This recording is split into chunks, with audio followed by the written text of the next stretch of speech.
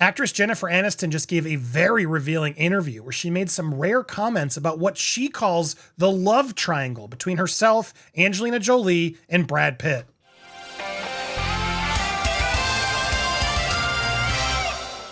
Welcome to Popcorn Planet. I am Andy Signore, and I was shocked to see Jennifer Aniston bringing up this topic. This is not something she talks about a lot. Now, it's something she did back in 2005. Man, what a gossip story this was. Brad Pitt out of nowhere jumped into Angelina Jolie, and it's really actually a heartbreaking story. Looking back on it again, I sort of put this out of my memory, but clearly Jennifer Aniston hasn't. She did an interview with Vanity Fair, a video interview and a longer interview, The Zen and Art of Being Jennifer Aniston, which is pretty revealing. I didn't know she was really close friends with Sandra Bullock, Jason Bateman, a lot of actors. But she, let's start here. There's a bunch of stuff she reveals, and I want to share some of the best parts. She talks about the movie The Breakup, which she did with Vince Vaughn. And here she is watching a scene from that film. Oh, we can clean the dishes. I'm already annoyed again. No, I don't like I'm getting already feel. Who cares? I care, all right? I care. There was two writers in the room, and we would read through the scene, and then we would improv the scene. And then they would just write as fast as they can. And then this is sort of, the whole movie was a result of those 2 weeks, but it also allowed for a lot of real conversations that couples have, which I think is why it hit home for so many people. Play your stupid ass video game. I don't care. I'm done.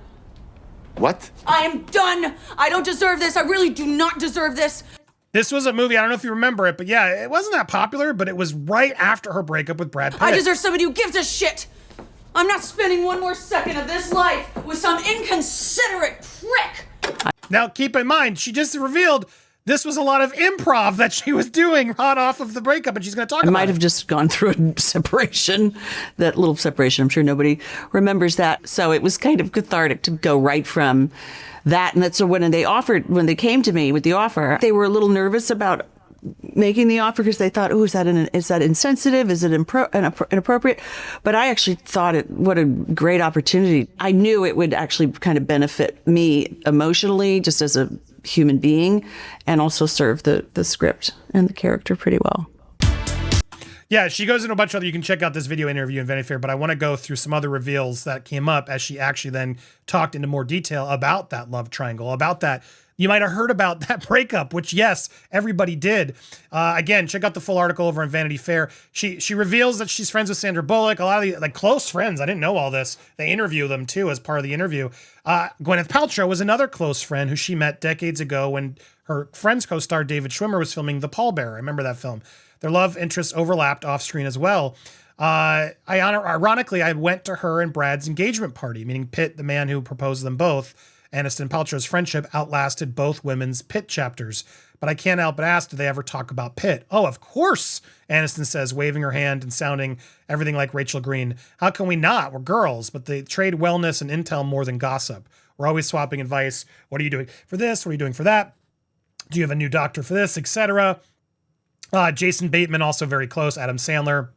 She has a lot of these celebrity friends. But getting more into the details. So now, Vanity Fair did that article, as I showed you earlier, right after that breakup. So they're sort of pointing out the fact that this wasn't the first time Vanity Fair was inside her inner sanctum.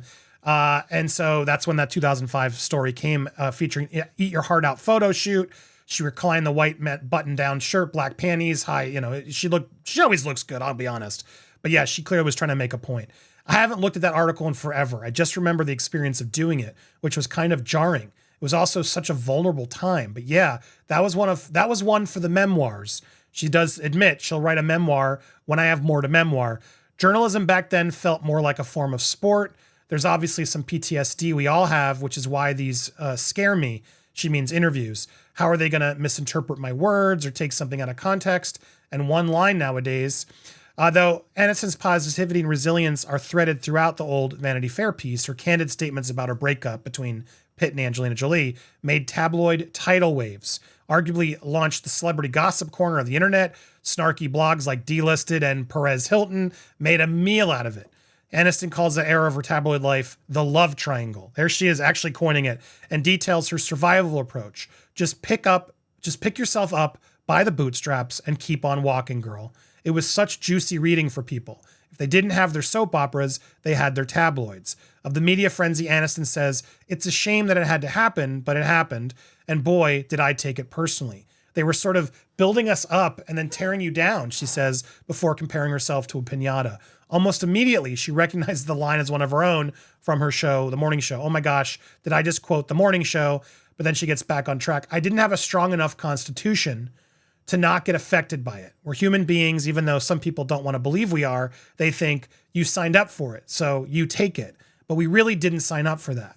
Since the media crucible of her 2005 divorce, she's developed a awareness of any conversations due to SEO clickbait, etc. So she's very sorry to be cagey when asked about other sort of moments and things as the article progresses. But that's the juiciest part. And she does go and talk about Friends.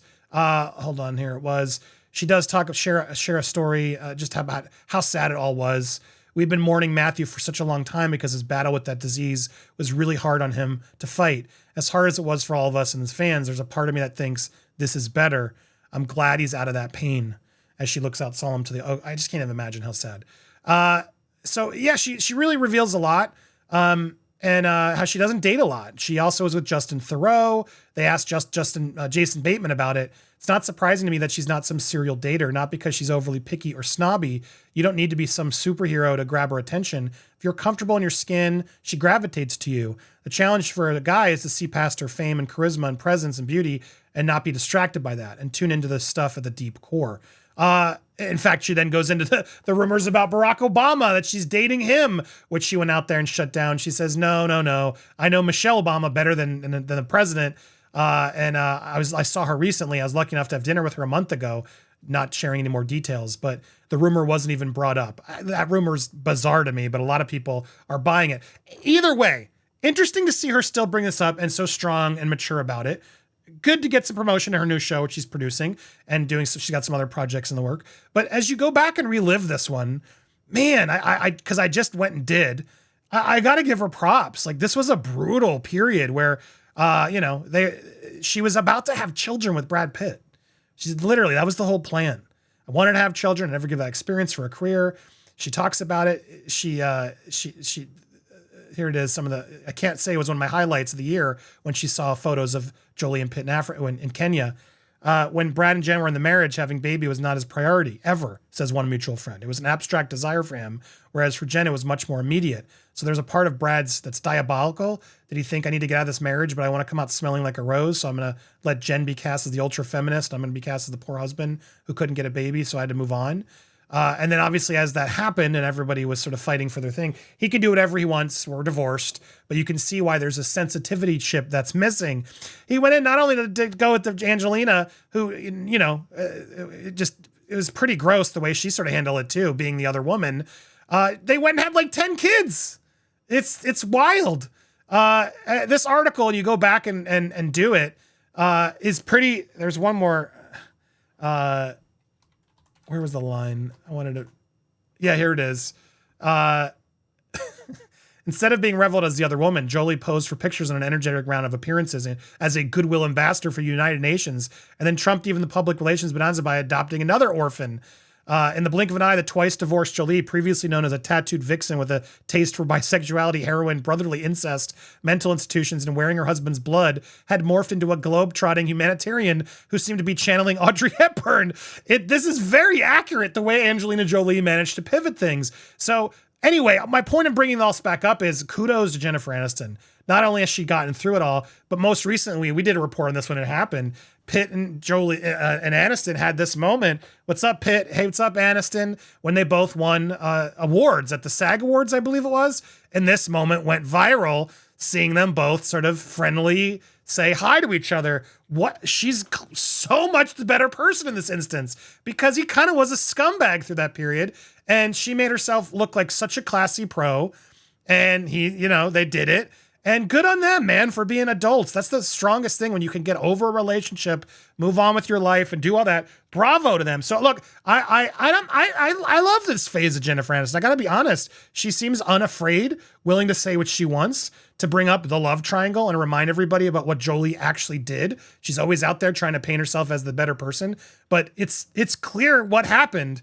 Pitt went off. They broke up. It happens. But then not only broke up, but then went and had all these kids with this woman. It was like she did it on purpose.